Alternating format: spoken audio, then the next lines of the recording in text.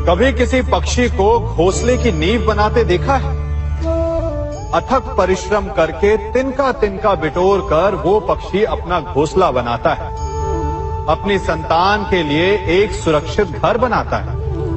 और फिर कहीं से तीव्र आंधी आती है, भारी वर्षा होती है और उसका घोंसला तिनका तिनका करके बिखर जाता है। फिर वो पक्षी क्या करता है? वो रोता नहीं, ना ही विलाप करता है। वो बिना विलंब करे फिर से अपना घोंसला बनाना प्रारंभ कर देता है और सफलता पाता है। फिर हम क्यों छोटी छोटी असफलता से भयभीत होकर परिश्रम करना छोड़ देते हैं? एक बात सदा स्मरण रखिएगा, हर वृक्ष कुल्हाड़ी की एक मार से नीचे नहीं गिरता, हर चट्टान घन के एक प्रहार से नहीं टूटती। सफलता पाने के लिए अनावरत परिश्रम करना ही मात्र एक मार्ग है।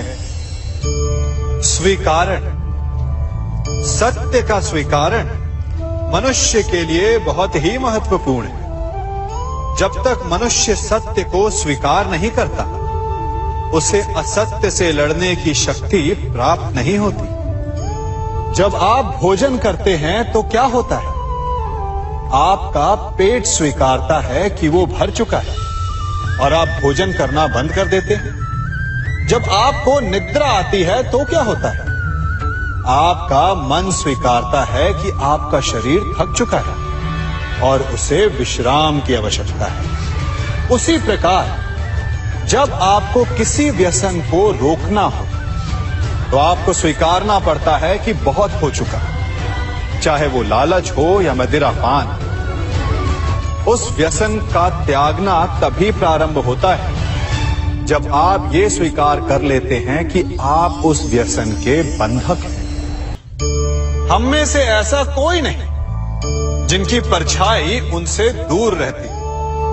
हमारी परछाई सदैव हमारे साथ रहती है। कदाचित हमारी परछाई हमारे कर्मों के फलों का संकेत है। कदाचित इसी कारण कई बार हमें अपनी परछाई से भय भी लगता है, परंतु इस भय से निवारण पाने का एक साधन अवश्य है। वो है सूर्य की ओर मुख करना या किसी प्रकाश के स्रोत की ओर मुख करना, क्योंकि तब हमें हमारी परछाई दिखाई नहीं देती। यदि इसे जीवन के संदर्भ में देखें तो ये प्रकाश का स्रोत शुभ कर्मों की चेतना है। यदि आपके मन में शुभ कर्म करने की इच्छा है तो आपको कभी भी अपने कर्मों के फल का भय नहीं होगा, क्योंकि यदि आपका मन शुद्ध होगा तो आपके कर्म शुद्ध होंगे और शुद्ध कर्मों का फल कभी अशुद्ध नहीं हो सकता। आज मैं आप सबको एक कथा सुनाता हूं। एक दिन प्रातः एक व्यापारी अपने घर से निकला। घर से निकलते ही एक बिल्ली ने उस व्यापारी का मार्ग काट दी। व्यापारी घबरा गया। वो फिर से घर लौट गया और शुभ घड़ी की प्रतीक्षा करने लगा। और जब वो पुनः अपने घर से निकला तब वो वाहन जा चुका था जिससे राजा तक पहुंचकर उसे भेंट देनी थी। राजा को भेंट नहीं मिली।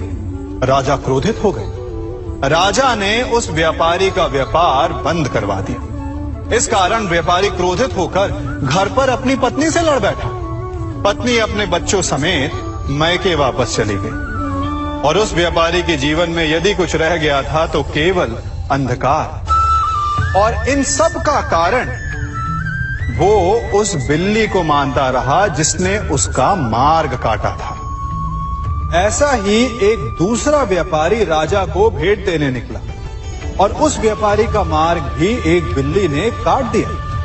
वो व्यापारी तनिक घबराया, परंतु उसने आगे बढ़ना अधिक उचित समझा। राजा तक वो समय पर पहुंचा।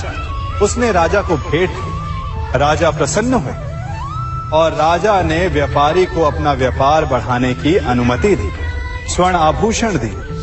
जब व्यापारी घर पर पहुंचा तो पत्नी को आभूषण और अपने बच्चों को देने के लिए वस्त्र थे उसके पास। हर ओर प्रसन्नता थी। समझ रहे हैं ना, दोनों के साथ एक ही प्रकार की घटना हुई, परंतु दोनों की प्रतिक्रिया भिन्न थी। ऐसा ही हमारा जीवन भी है। हमारे जीवन में प्रारब्ध का अपना स्थान है, परंतु उससे कई अधिक महत्वपूर्ण हमारी प्रतिक्रिया, हमारे सोच का प्रभाव है। क्योंकि यही हमारे जीवन को आकार देते हैं। इसलिए अपनी सोच को सकारात्मक रखिए। आपका जीवन सदैव आनंदमय रहेगा। आप इन दो पात्रों को देख रहे हैं। मेरे इस पात्र में जल है और ये पात्र मिष्ठान से भरा हुआ है।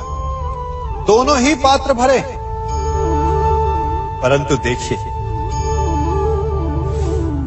मिश्री को जल में मिला दिया। जल ने मिश्री को अपना लिया। मिश्री ने अपना अस्तित्व खो दिया, परंतु जल को अभिमान है कि उसका अस्तित्व अभी भी बना हुआ है। परंतु जो इस जल को चखेगा, उसे अवश्य पता चल जाएगा कि ये जल अब वो जल नहीं रहा, ये अब शरबत बन गया। हमारा त्याग, हमारे बलिदान भी ऐसे ही होते हैं। जो इस बात को अनुभव करते हैं, वो समझ सकते हैं कि कैसे हमने समय की धारा को बदल दिया। जो बलिदान देते हैं, उनका अस्तित्व कभी नष्ट नहीं होता, अपितु उनका बलिदान संसार में कुछ ना कुछ परिवर्तन अवश्य लाता है। हम सभी कभी ना कभी, कहीं ना कहीं अपने जीवन में यात्रा अवश्य करते हैं। हमारी यात्रा में कभी पक्के रास्ते आते हैं तो कभी कच्चे रास्ते। पक्के रास्ते मनुष्य बनाता है और कच्चे रास्ते जानते हैं कैसे बनते हैं? चलते चलते बन जाते हैं।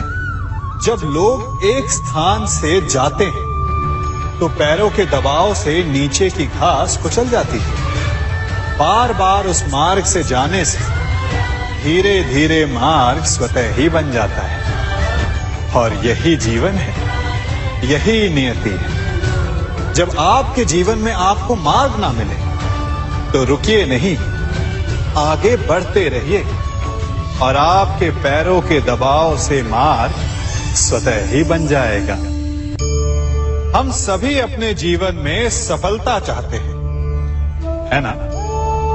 उसके लिए हम रात दिन परिश्रम करते हैं, कड़ी मेहनत करते हैं, परंतु फिर भी असफल हो जाते हैं। परंतु ऐसा क्यों होता है? कभी सोचा आप सबने? क्योंकि सफलता पाने का मंत्र बड़ा कठिन नहीं, बड़ा सरल है। उचित विचार, उचित समय, उचित स्थान पर उचित प्रहार। जब आपके विचार, समय, स्थान और प्रहार यानी परिश्रम उचित है, तो सफलता आप ही को मिलेगी। जिस प्रकार एक लोहार लोहे से कुछ बनाते समय उस लोहे के सही ताप तक के आने की प्रतीक्षा करता है और समय आने पर उचित स्थान पर पर्याप्त बल से प्रहार करता है और लोहा आकार ले लेता है, ठीक उसी प्रकार आपकी सफलता भी आकार लेती है।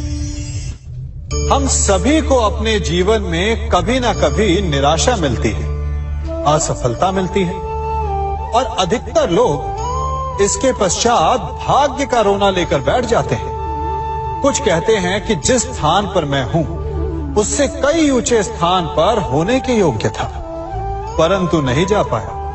किसी को पीड़ा है कि उसे जो मिलना चाहिए था वो उसे नहीं मिला, भाग्य ही बुरा था।